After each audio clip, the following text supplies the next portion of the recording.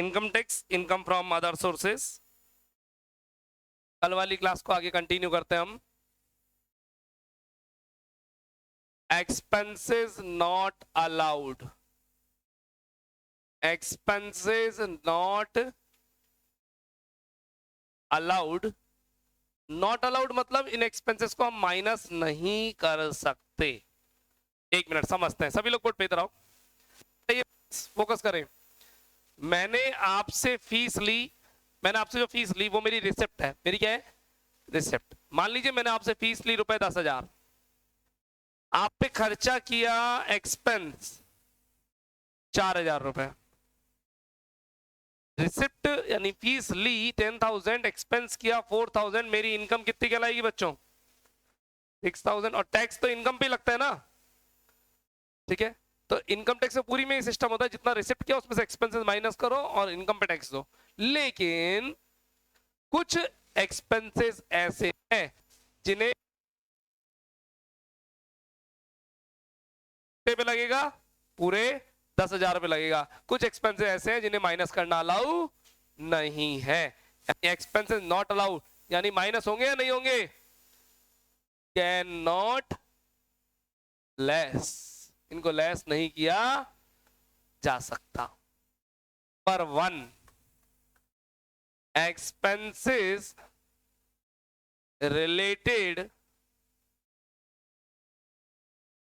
To casual income, expenses related to casual income,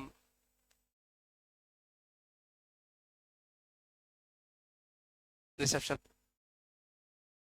expenses related to casual income, ऐसे expenses जो किससे related है?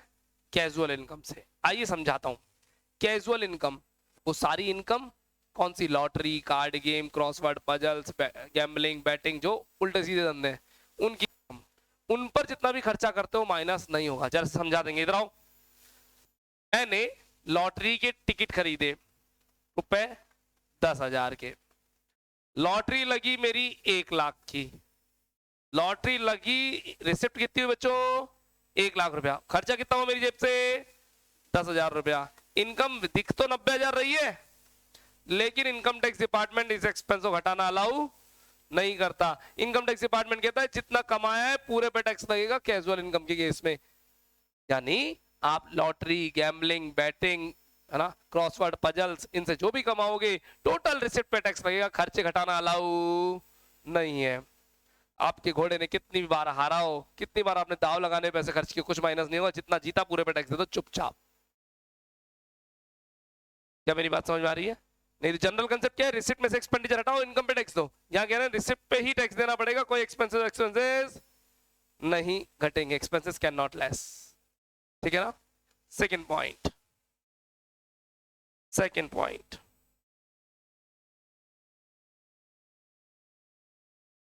एक बार मेरे को बनाना पड़ेगा, बना रहा हूं।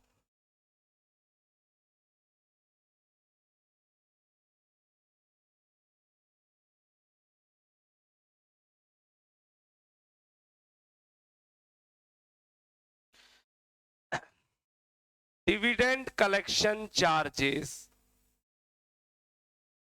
डिविडेंड कलेक्शन चार्जेस, ये क्या होता है जरा समझिए। मेरे पास रिलायंस के शेयर्स थे, रिलायंस के, मेरे रिलायंस के कुछ शेयर्स थे, और उन शेयर्स पे रिलायंस कंपनी ने मेरे को दिया dividend.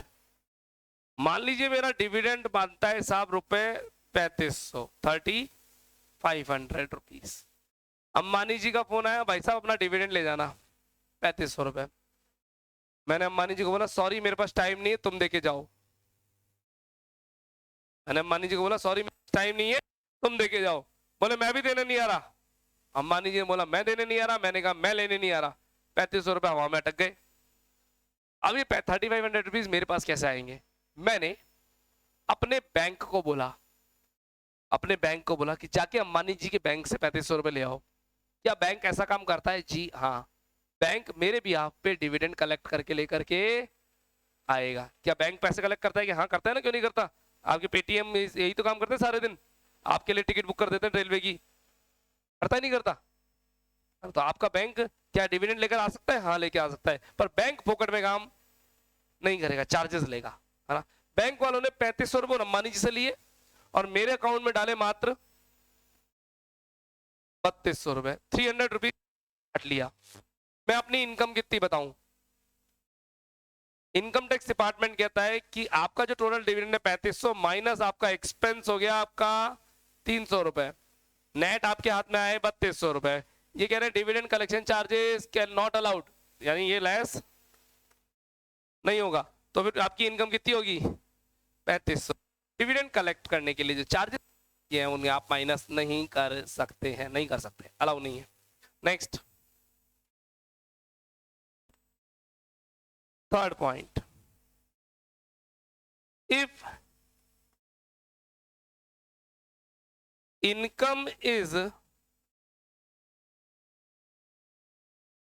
fully exempt,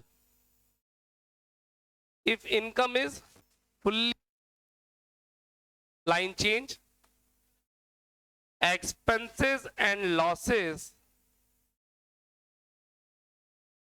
cannot set off,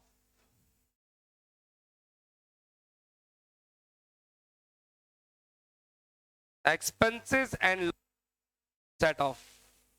अगर कोई इनकम पूरी तरीके से एग्जेम्प्ट है, अगर कोई इनकम पूरी तरीके से एग्जेम्प्ट है, यानी उस पर टैक्स लगेगा ही नहीं, तो उसके खर्चे और लॉसेस सेट ऑफ नहीं होंगे, मतलब उन्हें माइनस नहीं कर सकते। समझाता हूं।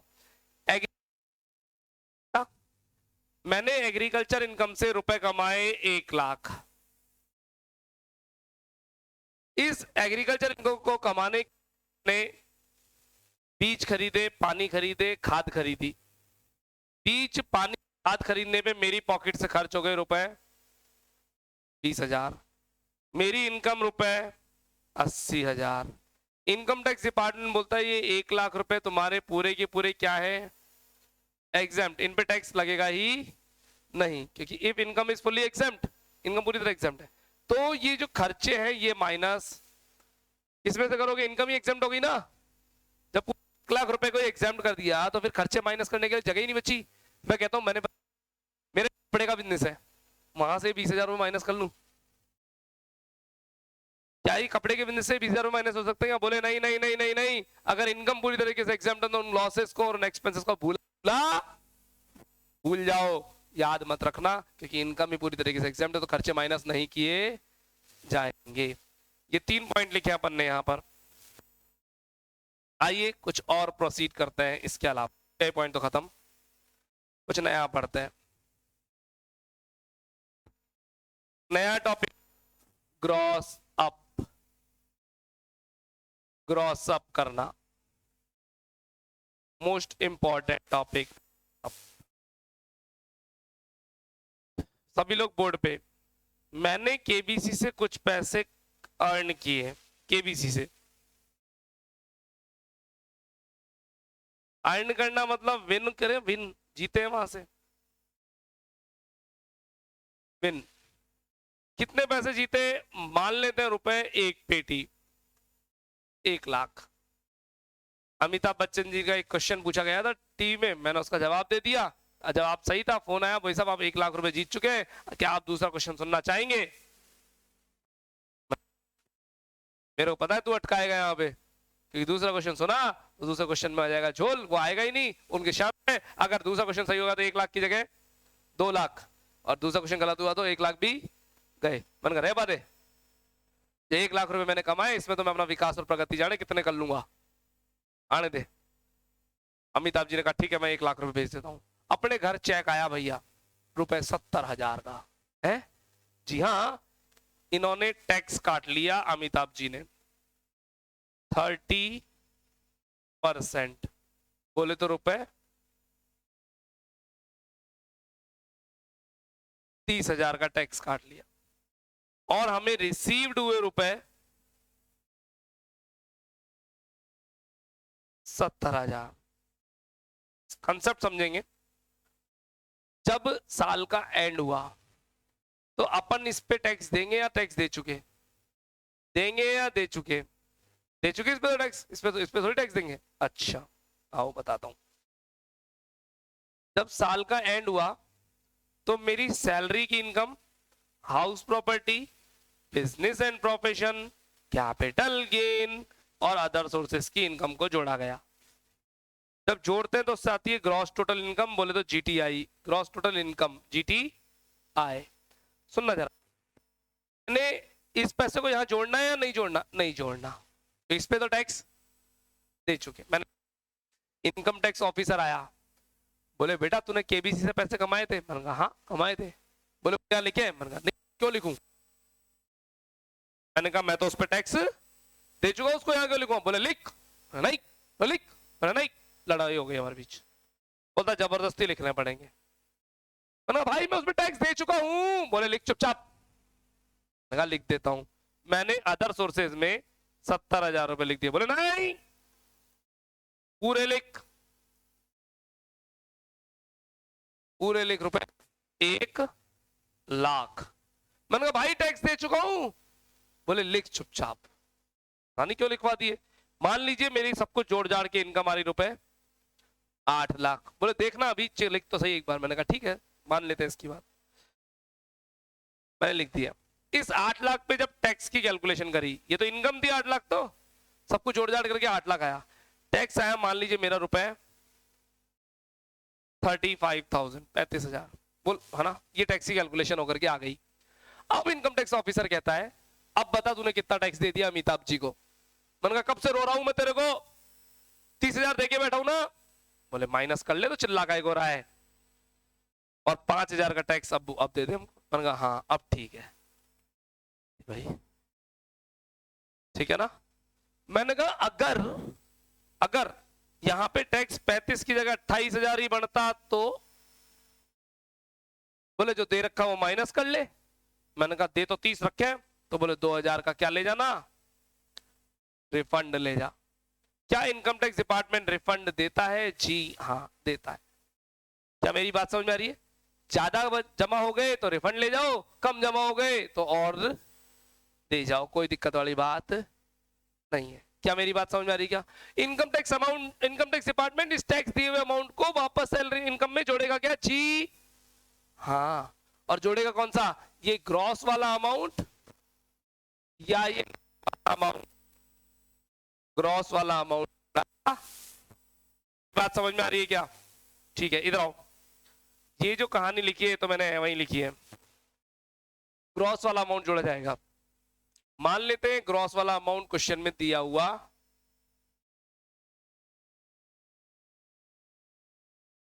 मान लेते हैं ग्रॉस वाला अमाउंट क्वेश्चन में दिया हुआ नहीं है। अमाउंट कैसे निकाला जाएगा? लेते हैं ग्रॉस वाला अमाउंट क्वेश्चन में दिया हुआ नहीं है और ग्रॉस वाला अमाउंट आपको निकाल, तो आप निकालेंगे। होल्ड प्लीज एक मिनट। रिसेप्शन मैडम बैटरी देना।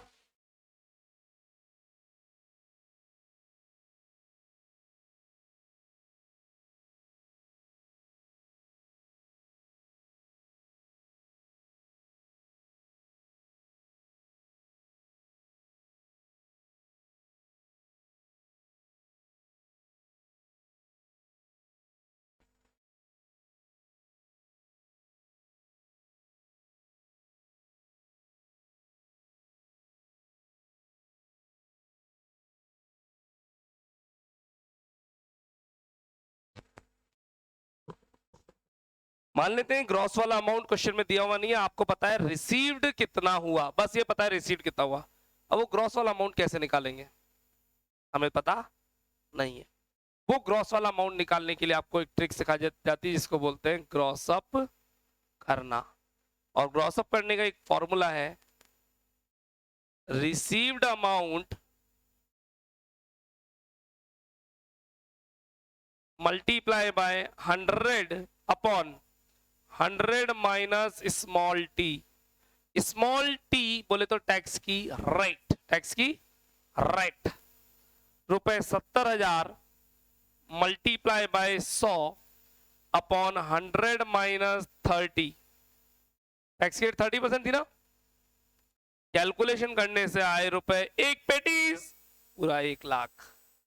ये 1 लाख रुपए हमारा ग्रॉस अमाउंट है जो यहाँ गायब था और जो इनकम टैक्स में जोड़ा जाएगा। इस पूरी कहानी को समझने से पहले आपको टीडीएस की रेट्स पता होनी चाहिए, 30% वाली रेट्स। ये रेट्स मैं एक पेज पे बनाने जा रहा हूं। मुझे नया पेज चाहिए आपकी कॉपी में, नया पेज प्लीज। जगह बच रही है तो बचने देना, जगह बच रही हो तो बचने देना।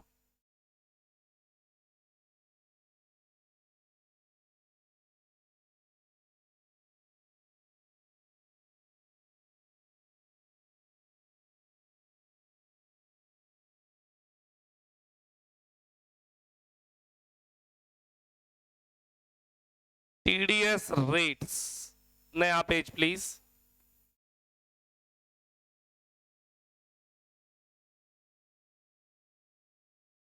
टीडीएस रेट्स, नया पेज प्लीज।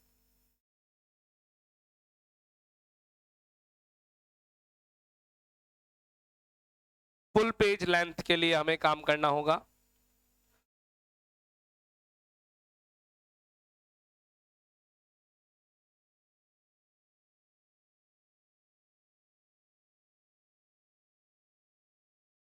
यस,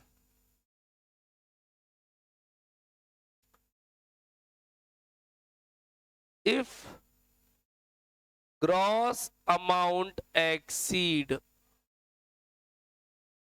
अभी बताएंगे इसका मतलब। If gross amount exceed, rate before 14/5/2020, जगह कम है मेरे पास, मैं जगह बना देता हूं।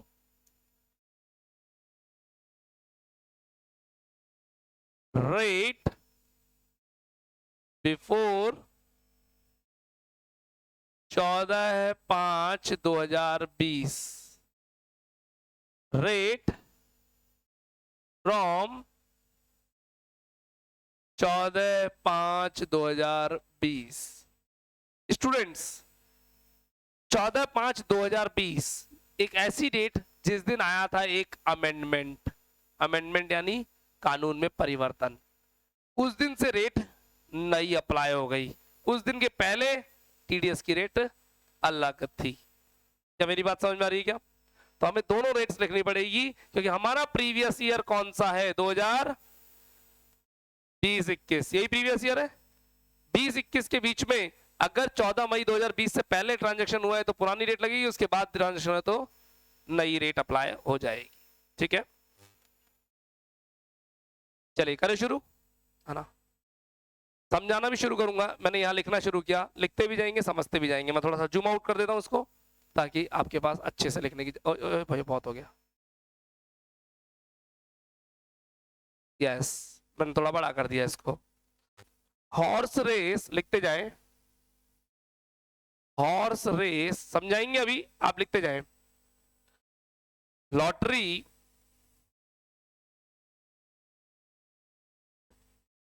Card and other games, card and other games. TDS की रेट पहले थी 30%, बाद में हो गई 22.5%। पहले 30% टीडीएस कटता था, बाद में 22.5% टीडीएस कटने लगा 10,000 रुपए से ज्यादा कमाने पर। मैं समझाता हूं आपको, इधर आओ, फोकस करें। मैंने हॉर्स रेस में पैसे लगाए, मैंने हॉर्स रेस में पैसे लगाए, मेरा घोड़ा जीत गया और मुझे मिले वहां से 12,000 रुपए। कितने? 12,000 रुपए जीता हूं तो 12,000 रुपए पर वो 30% टीडीएस या 22.5% टीडीएस, जो भी डेट होगी, मान लीजिए आज जीता हूं तो 22.5% आएगा आज के हिसाब से, तो 22.5% टीडीएस काट के मेरे को दे देंगे।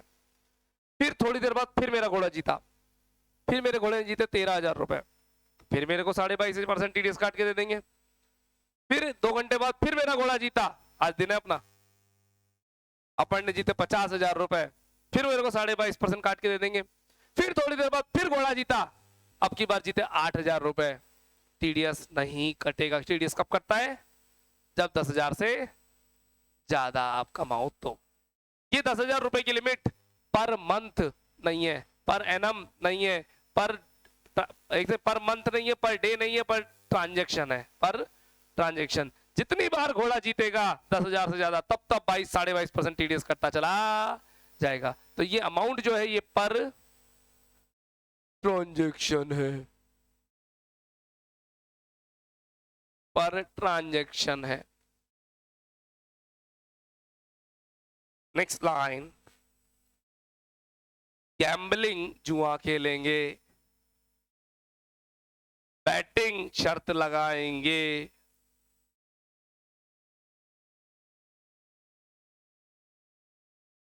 एंड अदर रेसेस मुर्गे दौड़ाएंगे, कोई टीडीएस नहीं कटता है। टीडीएस कटता ही नहीं है, तो डैश।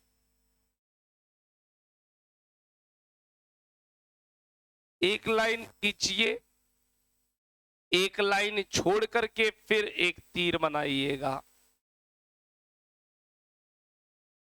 एक लाइन खींचेंगे, एक लाइन छोड़ेंगे। इंटरेस्ट ऑन सिक्योरिटीज ऑफ,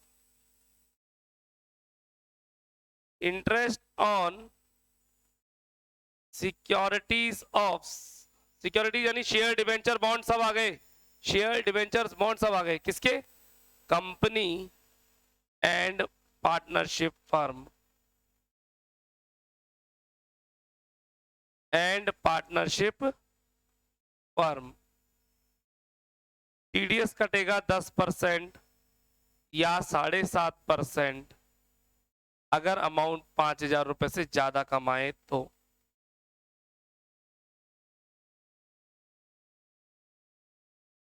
पहले 10.5 करता था, अब 7.5।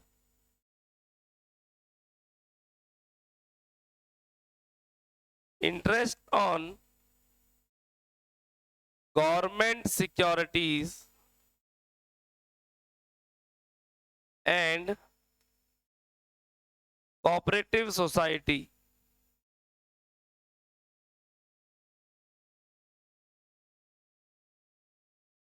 Cooperative society,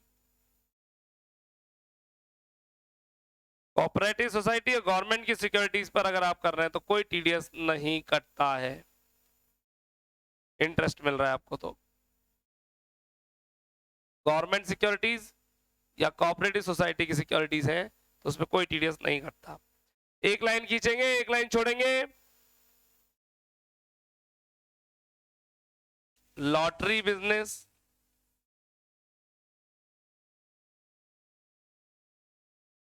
commission on commission and brokerage,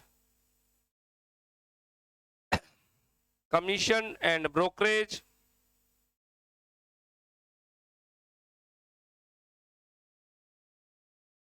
या फिर आप हैं इंश्योरेंस एजेंट। तीनों के केस में 5% टीडीएस पहले कटता था, अब कटेगा 3.5%, और कम हो गया। और रुपए 15,000 से ज्यादा कमाने पर।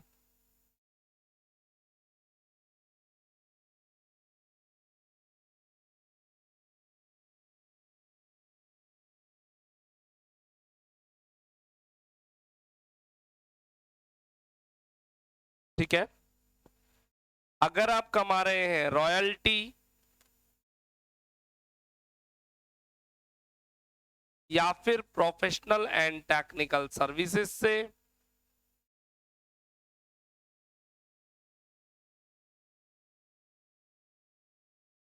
टीडीएस की रेट आएगी 10 और 7.5, 30%, 30,000 रुपए से ज्यादा कमाने पर।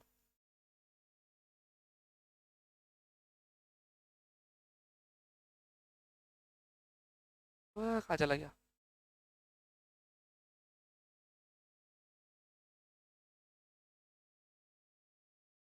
दस और 7.5%। Rent from plant and machinery, आपने अपनी प्लांट एंड मशीनरी रेंट पर दे दी, भाई खुद के लिए लाए थे, काम नहीं आ रही तो मशीनरी को रेंट पे दे दिया दूसरे लोगों को। 2% टीडीएस पहले कटता था, अब 1.5% कटेगा। रुपए 2,40,000 से ज्यादा का रेंट आने पर। रेंट फ्रॉम अदर असेट्स,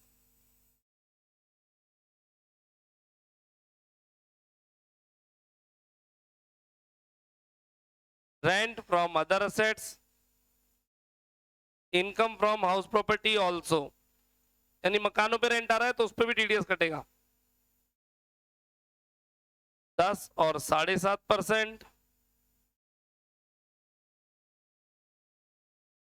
2,40,000 रुपए से ज्यादा आने पर। मैं सेगमेंट वाइज बांट रहा हूं, एक जैसे काम एक साथ, है ना, ताकि याद करने में आसानी रहे। सर इनको याद भी करना है क्या? थोड़ा सा।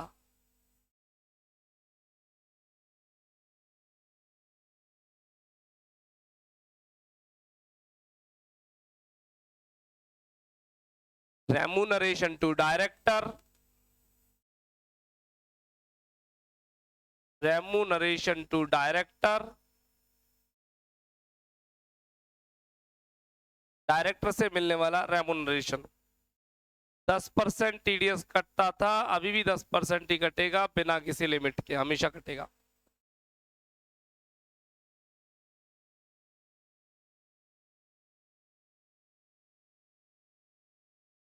Interest on fixed deposits,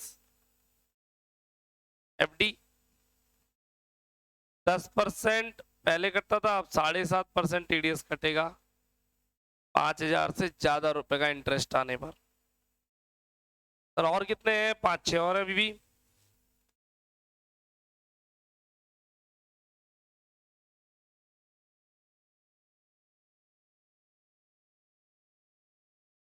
interest on securities of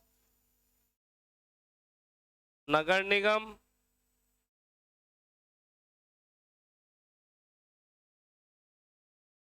port trust,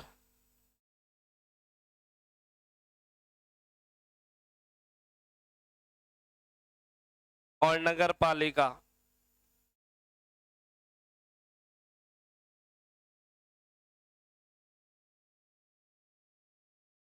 ten percent TDS कटता था, अभी भी 10 ही कटेगा, बिना किसी लिमिट के।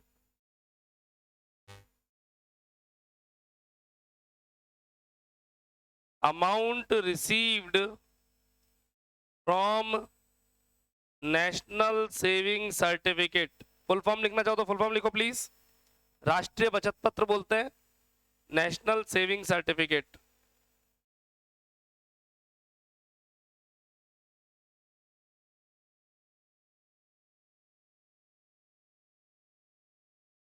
टेन परसेंट टीडीएस पहले कटता था, अब 7.5% कटेगा, रुपए 2,500 से ज्यादा होने में। 2,500 लिखा है, 25,000 नहीं।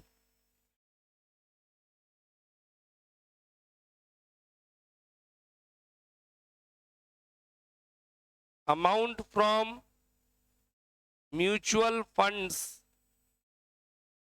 एमएफ, सारी दुनिया इसको एमएफ के नाम से जानती है, म्यूचुअल फंड, म्यूचुअल फंड्स और unit trust of India, UTI. Full form लिखना चाहो तो लिख सकते हो। म्यूचुअल फंड और यूनिट ट्रस्ट ऑफ इंडिया से अगर आप अमाउंट दे रहे हो तो 20% टीडीएस पहले लगता था, अब 15% टीडीएस लगेगा, बिना किसी लिमिट के। म्यूचुअल फंड और unit trust of India, unit trust of India. Sir और कितना बाकी है? अभी 4-5 पॉइंट है।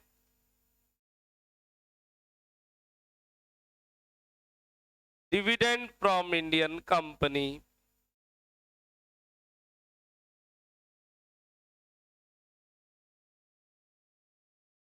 Dividend from Indian company,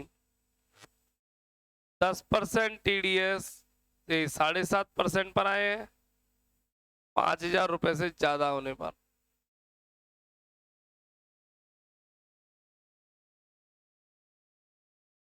dividend from foreign company, total 4 point है, हमें दूसरा चल रहा है। Dividend from foreign company, no TDS, कोई टीडीएस होता ही नहीं है, फिरंगी कंपनी से कोई टीडीएस नहीं लेते। डिविडेंड अंडर सेक्शन 222E, ये स्पेसिफिक सेक्शन है 222E, उसके अंदर रिडक्शन टीडीएस कितना होगा। और एक और लिखो, डिविडेंड फ्रॉम जीडीआर, जीडीआर नाम सुना है क्या, ग्लोबल डिपॉजिटरी रिसिप्ट, इकोनॉमिक्स में आता है नाम जीडीआर, ग्लोबल डिपॉजिटरी रिसिप्ट्स। ये लास्ट है आज का। इन दोनों पर 10% टीडीएस पहले लगता था, अब 7.5% टीडीएस लगेगा। ₹5,000 से ज्यादा कमाने पर, ₹5,000 से ज्यादा कमाने पर। मैंने पूरी टेबल बनाई है टीडीएस की, ये लीजिए आपके सामने टेबल हाजिर है।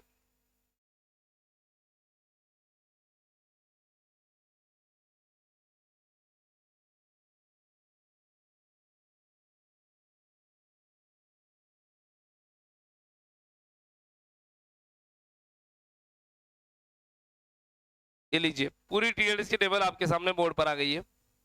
ये पूरी टीडीएस की टेबल में सब कुछ आपको याद नहीं करना, सब कुछ नहीं करना, करना क्या क्या याद वो देखिएगा।